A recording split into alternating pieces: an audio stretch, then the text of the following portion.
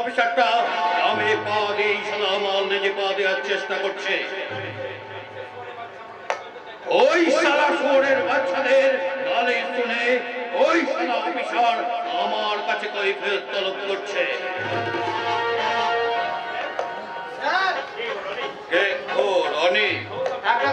খবর সব ঠিকঠাক আছে তো? একটা খবর স্যার, ওই অফিসারটা আপনার বাড়ির দিকেই যাচ্ছে।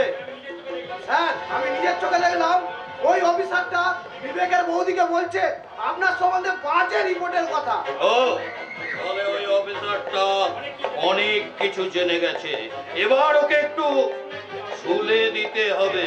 স্যার আমার তো মনে হয় ওই সালা অফিসারের পেটটা একেবারে চাকু দিয়ে এল করে দিই আর পুঁতে দিই, সালা কাক পক্ষীতেও টের পাবে না। তুই বড্ড বোকা রনি, তুই বড্ড বোকা। দাঁড়া, আগে টোপ দিয়ে ওকে খাঁচায় পুরি, তারপর একটু খেলাই। যদি দেখি তারপরেও আমাকে কামড়াতে আসছে তখন একেবারে ওপরের টিকিট হাতে ধরিয়ে দেব। স্যার প্ল্যানগুলো কিন্তু দারুণ চালকা, সালা টাকার গন্ধ পেলে সব চাঁদুই নেতিয়ে পড়ে। কিন্তু এই নদীর ধারে যে আমি মালত্রাকে আসতে বলেছিলাম, কই সে এখনো এলো না তো? আরে মালত্রা আসবে না প্রকাশ বাবুর কাছে, তা আবার হয় নাকি? আরে আসুন আসুন আসুন, আপনার জন্য আমরা এখানে অপেক্ষা করছি। আমি তো খুব চিন্তায় পড়ে গেছিলাম। কেন কেন চিন্তা কেন? আমি তো বহুত ভালো আদমি আছি। আপনার কামে কি কিছু গড়বড় করেছি? স্যার সে কথাই চিন্তা করেননি, আসলে এক সপ্তাহ হলো একটা নতুন অফিসার এই থানায় এসেছে, তাই স্যার একটু চিন্তা করছিলেন ওই অফিসারটা যদি। আরে কিছু করে ही तो। আরে দেখেন, পুলিশকে মানে ভিটামিন দিয়ে আমাদের কাম করাতে হবে, এটা কোনো চিন্তার বাত হলো? অবশ্যই অবশ্যই। সেটা তো ঠিক, কিন্তু ওই অফিসারটা বহুত হারামি, একবার ধরতে পারলে না থানায় নিয়ে গিয়ে পে দিয়ে ছাতু বানিয়ে দেবে। बोलो की तो बहुत डर की बात আছে রনি, এ কনফি মুসিবত আ গই। স্যার কাজের কথা বলুন, হাতে সময় কম, শালা কে কখন কোথা থেকে দেখে ফেলবে। আরে अपन का माल तो रेडी আছে, আবি মালটা পাচার করার দায়িত্বটা তোমার, তবে একটু সাবধানে কামটা করতে হবে। হ্যাঁ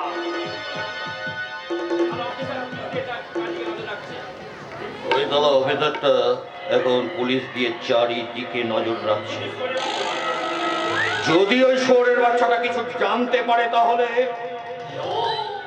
যতই পিরিত জমাক শালা, বেশি ট্যাপু করলে একেবারে মায়ের ভোগে পাঠিয়ে দেবো। এই কথাই তো তোমাকে আমরা এত বিশ্বাস করি। এ দেখো, এ হিরোইন और अपनी कमाल अग्रवाल के दिलेই तुम्हारा काम खत्म। রনি, বিবেক মানুষ কেউ যেন কিছু বুঝতে না পারে। খুব প্রয়োজন না হলে পিস্তল বার করবি না, আর প্রমাণ রেখে কোনো কাজ করবি না, তাহলেই কিন্তু ফেসে যাবি। আপনাকে এই বিষয়ে কোনো চিন্তা করতে হবে না স্যার, মনে রাখবেন আমার নাম রনি। রনি কোনো কাজ বাসি করে না, রনির কাছে টাকাই সব, টাকা পেলে আমি যে কোনো কাজ করতে প্রস্তুত। বলি স্যার। বুঝলেন মালত্রা, এরা সব কুকুরের জাত। ঘেউ ঘেউ করতে বললে ঘেউ ঘেউ করবে, আঁচড়াতে বললে আঁচড়ে দেবে, আবার কামড়াতে বললে কামড়েও দেবে। কিন্তু আপনার বহুত কামের ছেলে আছে প্রকাশ বাবু। হ্যাঁ তা অবশ্য ঠিক, ঠিকই বলেছেন। আচ্ছা প্রকাশ বাবু, আবার ঠিক সময়ে দেখা হবে। এখন আমি চলি, কেমন? শুধু কামের বাত হলে ফোন করবে। চলি। হ্যাঁ আসুন আসুন আসুন আসুন। হ্যাঁ কি যেন ভাবছিলাম, হ্যাঁ ওই অফিসারটাকে কিছু টোপ দেওয়ার ব্যবস্থা করিয়ে দেয়। এমন কিছু টোপ দিতে হবে যাতে ও সহজেই গিলে ফেলে।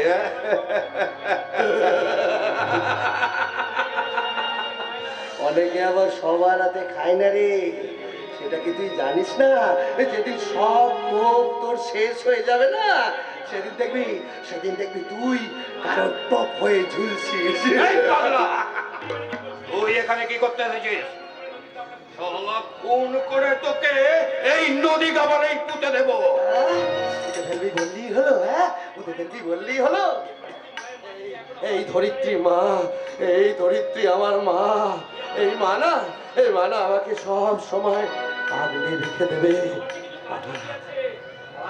আমার এখনো কিছু কাজ বাকি আছে, আজ সেগুলো আমি আগে শেষ করি। হ্যাঁ তুই শেষ করবি। কাউকে যদি কোনো কথা বলিস তাহলে তোর পাগলামিটা না আমি একদম ঘুচিয়ে দেবো। করবি রে, কি করবি? হ্যাঁ কি করবি?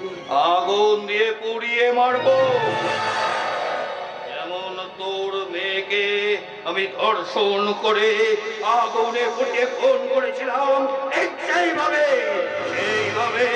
তোকেও আমি আগুনে পুড়িয়ে খুন করবো। তুই আমার মেয়েটাকে অত্যাচার করে খুন করেছিলিস। আমার মেয়েটা যখন বাঁচাও বলছিল, তোর একটু কষ্ট হয়নি তাই না? তোর মনে একটু মনুষ্যত্ব জাগেনি তাই না? তোর মেয়েটাকে যখন ধর্ষণ করেছিলাম না, কি আনন্দই লাগছিল। আর তুই তখন তোর মেয়ে চিৎকার করছিল আর তুই তখন বাঁচাও বাঁচাও বাঁচাও বলে লাফাচ্ছিস। তোর আমি শেষ করে দেবো, তোকে আমি শেষ। এই পাগলা!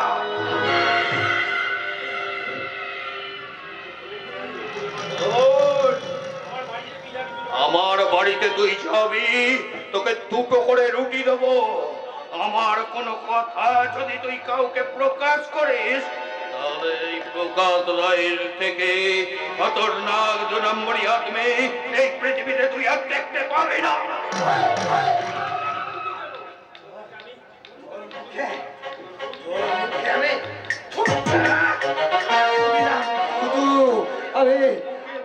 আমি না খেয়ে মরবো, তবু তোর খাবার আমি খাবো না। তুই আমার মুখে থুতু দিলি, দেখ দেখ এর পরিণাম।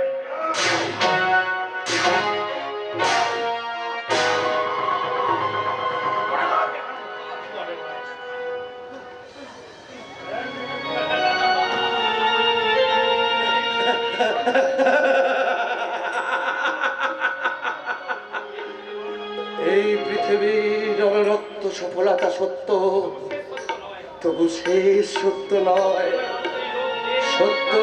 মানুষের এই লোভ, এই দেশ অহংকার, এসবই তো অনিত্য।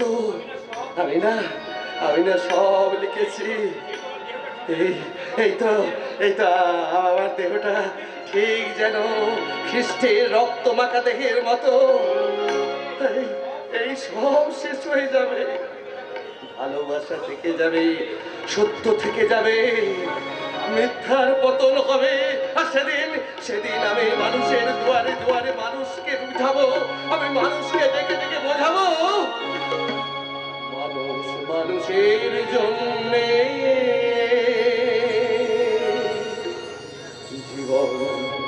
জীবনের জন্যে একটু সহানুভূতি কি মানুষ কি পেতে পারে না? ও বন্ধু